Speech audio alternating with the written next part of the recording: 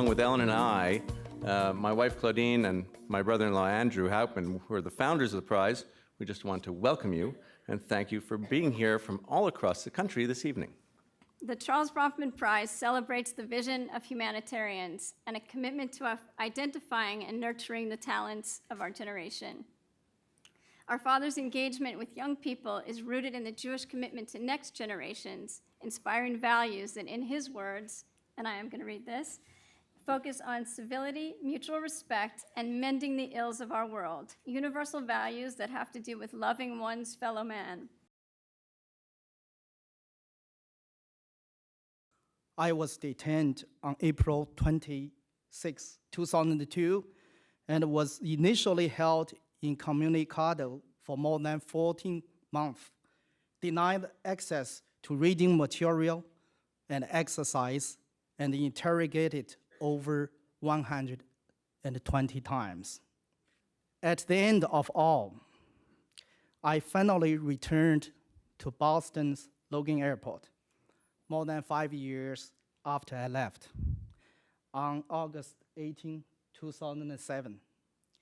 Along with my wife, daughter, son, and other family members, Jared was there to greet me.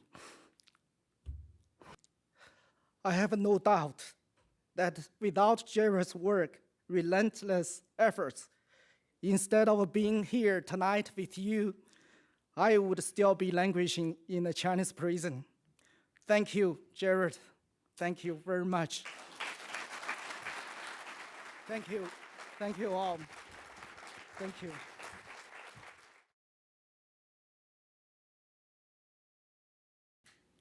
I was captured in Congo,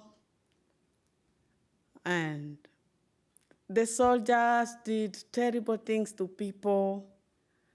I watched soldiers killing people. I watched soldiers torture people.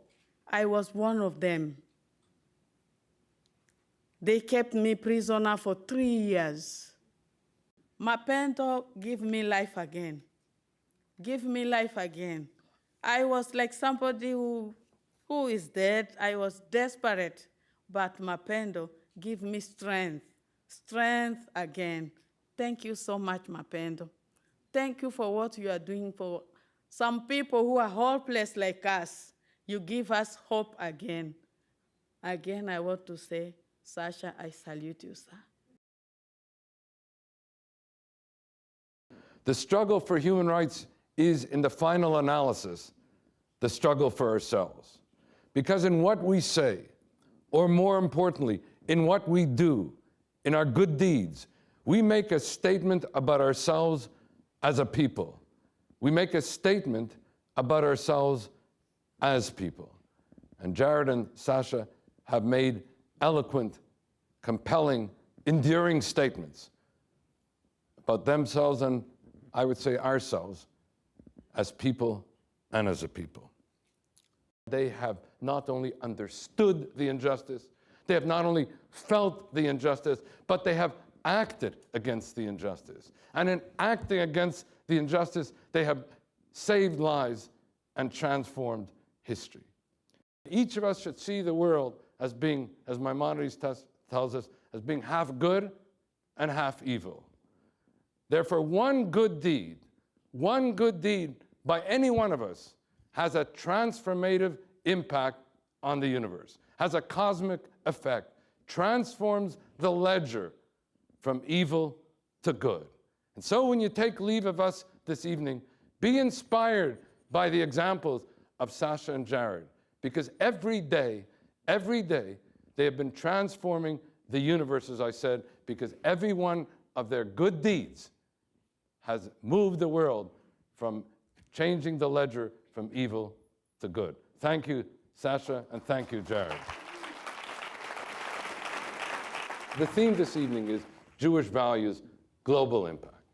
To what extent did Jewish values in your upbringing, in any of the teachings, how did they have an impact on the work that both of you have done?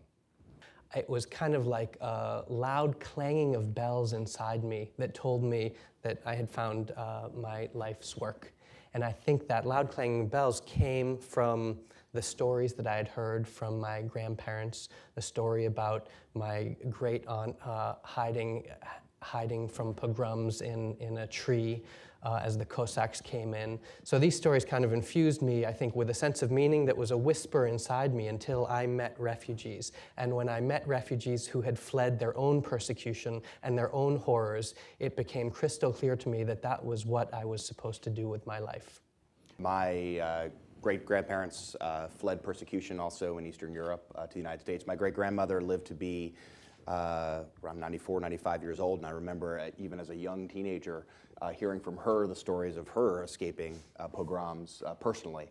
And it's interesting, I mean, I actually fell into the work of freeing prisoners of conscience in some respects before I even had an understanding or appreciation of the mitzvah of Pidyon Shivuim.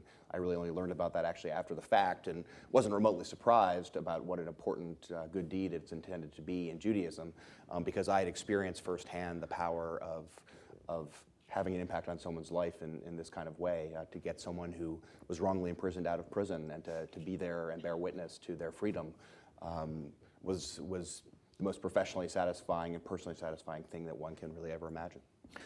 We really try to pick cases that are indicative and representative of a broader set of abuses in a country so that by helping one person, you have as much of a ripple effect as possible. And we know that if we can free someone like Liu Xiaobo, who now has won the Nobel Peace Prize, then that will provide a measure of protection to every other dissident in China who themselves, because of their own circumstances and their own oppression, are yearning to be free and yearning to be able to speak up and to express themselves and to engage in a discourse with their own government and with their own people. I wanted to take an idea of organizations across the world that were in place to find these people who were invisible, like Christine. And if we could teach other organizations to do the same work, we could expand this safety net all across the world. And so those were the initial ideas that helped to establish Mapendo International. And I think if we can bring more governments and organizations together to focus on rescuing the most vulnerable people and using that as an international burden-sharing lever to bring broader human rights to refugees who are stuck interminably, we can start to address the global refugee crisis. You two young men are just astonishing. To me, you are heroes. The one thing I must say, though, about any heroes is to be a hero, you have to have an heroic spouse.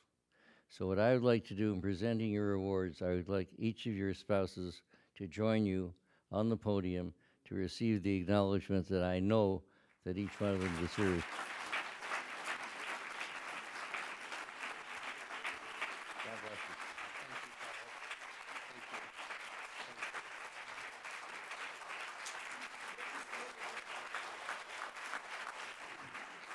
you. Lisa and Jared Genzer.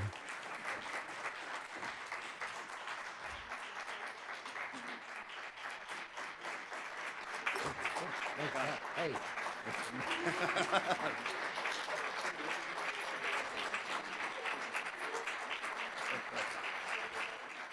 Thank you so much, everyone, for coming.